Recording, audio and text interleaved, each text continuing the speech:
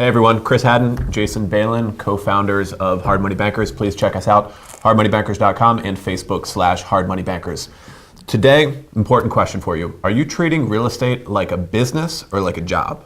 We recently ran into one of our Hard Money Bankers clients, and he was actually in our office yesterday, and we had this exact same conversation with him. He took the plunge to be a full-time real estate investor, and he caught himself into some problems. And we're going to go over some of the quick tips that we went over with him so he can see better results moving forward. Check it out right now.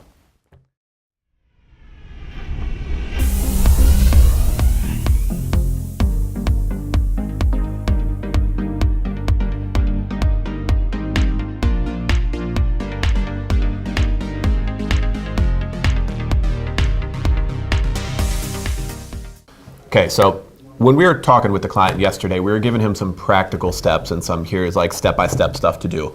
But then we were talking about it more after the fact. And it's really a mindset issue at the beginning. Here's the deal. So this guy's a smart guy, motivated, kind of well off financially, has some means, some stuff to start with. But he's always been a W-2 employee. He's always had a salary. He's always had a boss. Now he has none of those things, and he doesn't know how to operate like that. Exactly, and he's qualified to be a full-time real estate investor because where his his old job where he was before he quit, was a high-level position. He made decent money.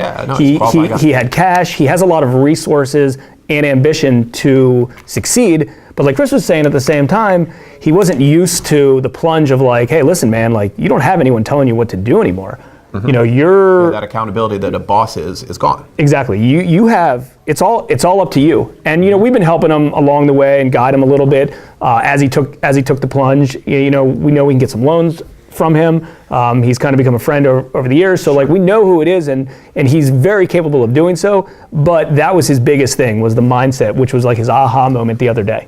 Yeah. One thing that really jumped out to all of us during that conversation that we're trying to turn into more of a system for him and to help him along with that process is that he was approaching what he had to do in his new real estate business measured in hours. I want to do this amount for the morning, and then in the afternoon I'll do that, and then I have to go do XYZ by 6 p.m.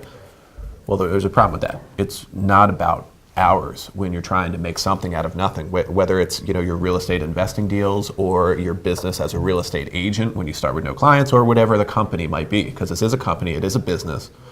And treating it like a job's a mistake. You got to focus on the results, not focus on the hours, not do a lot of the things that you have done your whole life.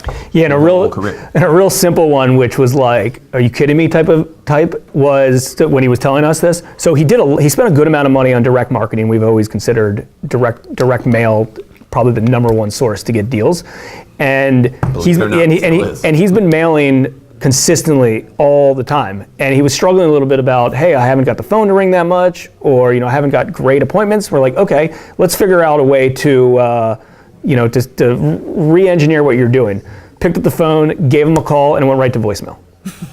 The number that he has on his marketing things, right? Yeah. It's like he's like, well, I'm in a meeting, or it's after hours, or it's a weekend, and it's everyone who's an experienced real estate investor knows that if a seller calls you and you do not pick up, they will not leave a message, and they will call the next person in line, and they will sell their property to them. That's just what happens. That's just the nature of it. And as real estate, sometimes there's weekend hours, sometimes there's after hours. There's pros and cons, and push and pull each way. Mm-hmm. So that was one thing. So we tried to assess a lot of the things that he was working on, and obviously that was one of them. We're really happy to say that he was marketing and sending direct mailings out consistently. Now obviously if he just wasn't working the incoming leads. Exactly. That's the problem. So let's actually step back one more spot, and we've talked about this on some other shows in the past, but one of the big things that Chris and I are huge advocates of is giving yourself a personality test, a dispersonality test, either to yourself or employees or service providers that you're working with. But you need to know who you are first before you kind of know what capacity that you can work in. And you need to not only determine what you want your day to look like, but what you're comfortable doing throughout the day. Like for instance, if you just don't want to canvass a neighborhood or you're scared to talk to sellers or negotiate in the house, you got to find someone else to either do that or figure out another way to kind of replace make that. Not a part of your game plan. Like you can't base your day-to-day, which becomes what your business is, around stuff you don't like to do. Exactly. And the best way to start and figure out what it is you like to do is to start with a personality test. And Jason mentioned the DISC, which we're a big proponent of. You can search a free personality test on Tony Robbins' site. Tony Robbins, DISC profile, and you'll be able to find one. Check it out. But very, very useful and an important first step in a lot of things. Understanding who you are and not lying to yourself. Like if you're saying, "Oh, I'll do anything. I'm in this for the long haul. I'll do whatever it takes." If that's true and you actually will, that's great. But if you say, "Oh, I'm not all that comfortable dealing with sellers, and I don't really want to negotiate in houses," although I strongly believe as a startup and a new entrepreneur in real estate investing, you should learn that because it's important. But if you just won't do it, that's fine. You got to find someone that will do that, right? You got to find someone, either bring them as a partner, that will kind of generate that stuff. And it was important to just list of, okay, these are the things, this is everything that goes on in a transaction. This is what I'm comfortable doing. This is what I'm not comfortable doing. Most new real estate investors are comfortable doing everything because they kind of need to, and it's hard to partner or pay somebody to do that stuff. But if you're not, you need to nip that in the bud ahead of time because you're just dreaded every time. And he's probably just making excuses of, I don't want to talk to the seller because if I talk to the seller, that means I'm going to have to go out to the property and meet with them, and I'm scared to do that. So that needs to be nipped in the butt immediately. Yep.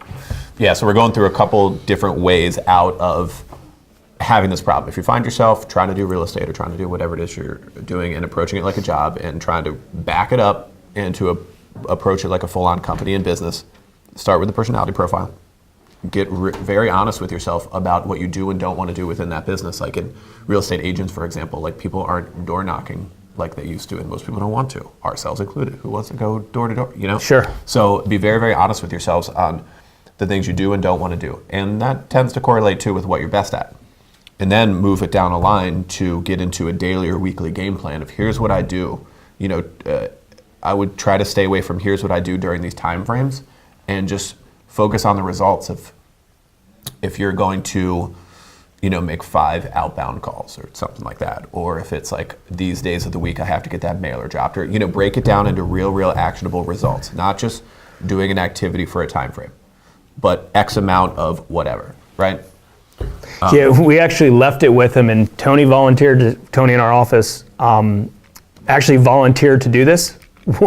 He said, listen, for the next 2 weeks, I'm going to call you at this certain time on this day, and I'm going to ask you if you submitted your 5 contracts today. Because I think a lot of his stuff, he was still making MLS offers, he was doing direct mail, and then I think he was scraping Craigslist, because as a new real estate investor, you need reps, just like any business. So get your butt on at least Craigslist, start calling if they're wholesalers or sellers, and just work out all your kinks on one of those deals instead of anything else. Tony's like, I'm going to call you, and you're going to hear from me. And he said straight up, I'm not doing this forever, but I'm going to do this for the next few weeks. So I want you to succeed in this, and I'm going to call you, and I'm going to make sure you made 5 offers a day. And it's going to be very hard for you to tell me no. Mm-hmm. And I'm going to accountability back in. And I'm going to be your accountability partner until you make this a habit. And then after it's a habit, just like anything else, it'll be consistent.